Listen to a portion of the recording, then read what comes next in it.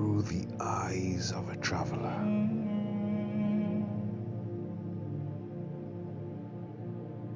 It's a cold, cold season, close to the new year.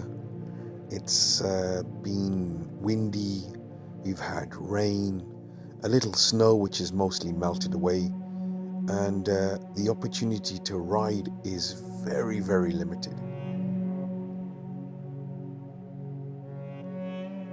Goodbye, officer. So I've taken the bike out for a little spin, and the hope is that once the ride is over, close to home, there's a nature reserve, and I will frequent that, visit that. And before I do that, let's take the cobwebs off the bike, and hope you enjoy traveling with me. Keep me company. Please watch as much as you can, hopefully till the end. If you like, please, please, please do subscribe. Click on the bell icon for new offerings, and thank you for your support, the time and patience you offer in watching my videos. Again, thank you.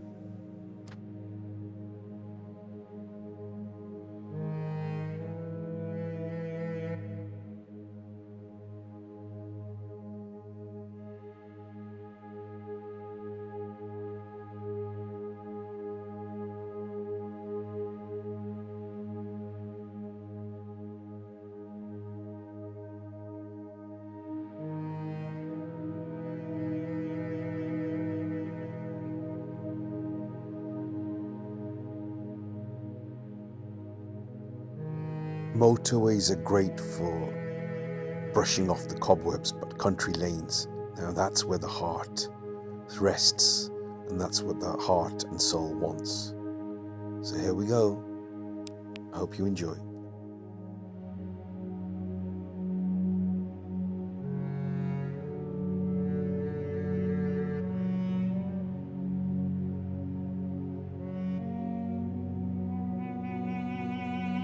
You tell me, is it a lie if you only share half the truth?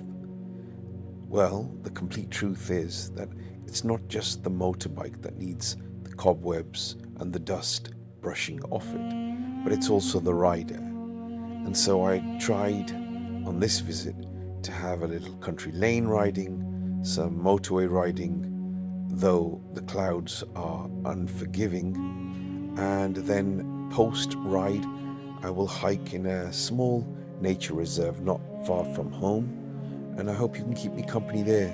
We'll have a little conversation, and then get back on the bike and head home, as all good things have to end, sadly. But for now, let's get the bike pumping. Let's pull that throttle back and see if we can get to this nature reserve as quick as possible, especially with the rain. Ooh, I didn't shower in the morning, but I'm definitely showering now.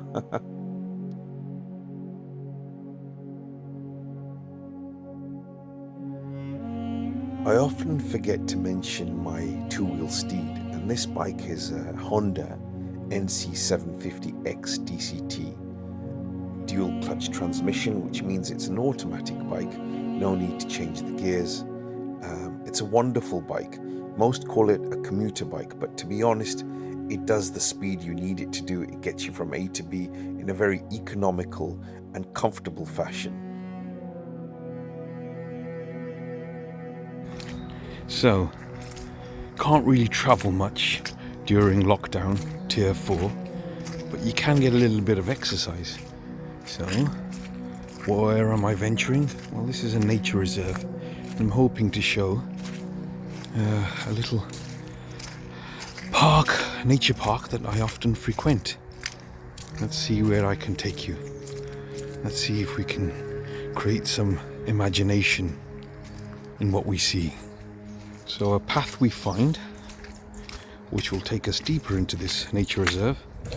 I'll try to show you what's around. So there's lakes in the middle. I think there's 3, one large lake and 2 smaller ones. You can't really see them through the trees, but as we approach, as we move along, when we get a clearer picture, I will share that with you. Now that's a view of something. What? I'll show you. It's just a stump. But it sits in front of this.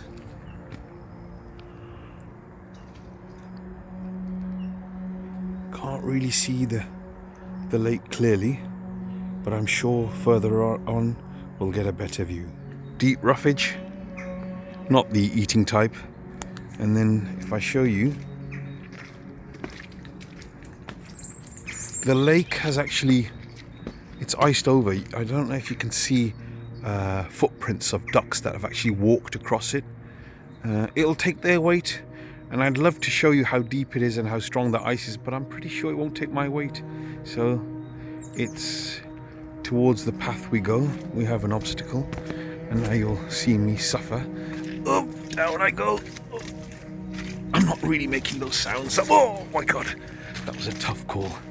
Anyway, through and onwards.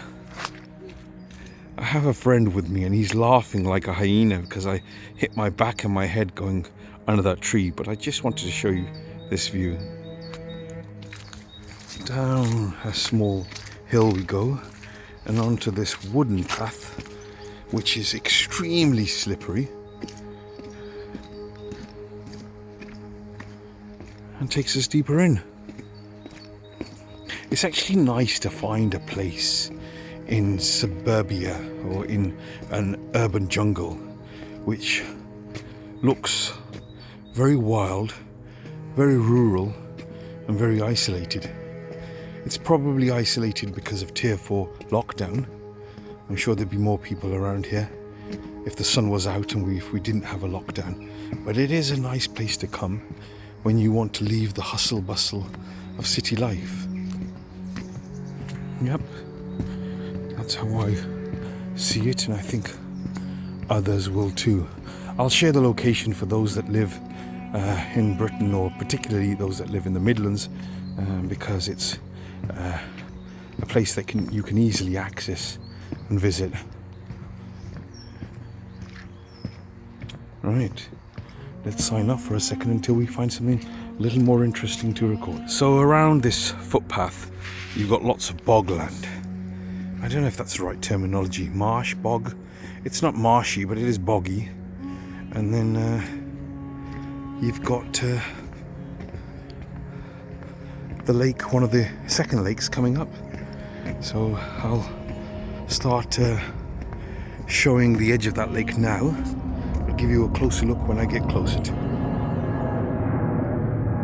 That sound is a plane flying overhead.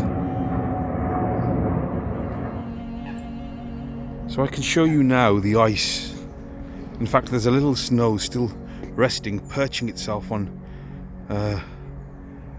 logs that are swimming in the lake, and you can actually see the ice. So that's the depth of this lake. Not very deep, I'd say 2 to 3 foot. Probably deeper when you go further in, and then that's what you see.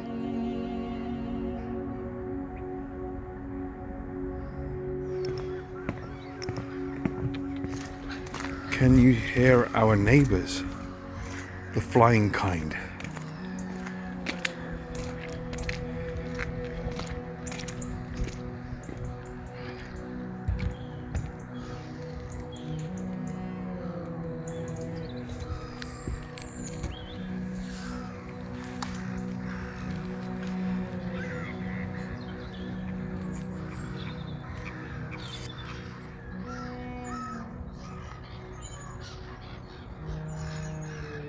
Extremely muddy paths, but fortunately not slippery, but messy, very, very messy.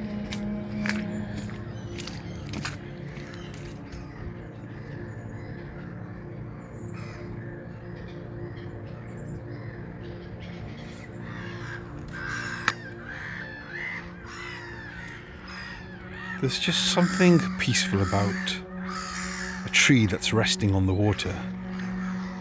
And then you've got the sounds of those ducks and seagulls that are trying to create an orchestral sound, but it's not really that pleasing to the ears. A very, very cold lake This would be lake 3 of 3.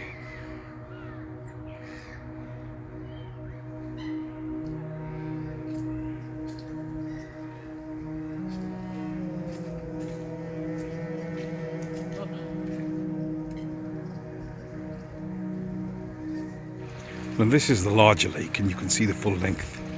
It's fairly big, but I find the two smaller ones a lot more interesting because they've just got lots of things happening.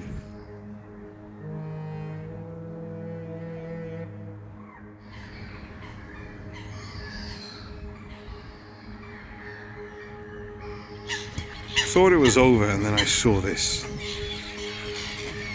And they're in a frenzy. I'm not sure why.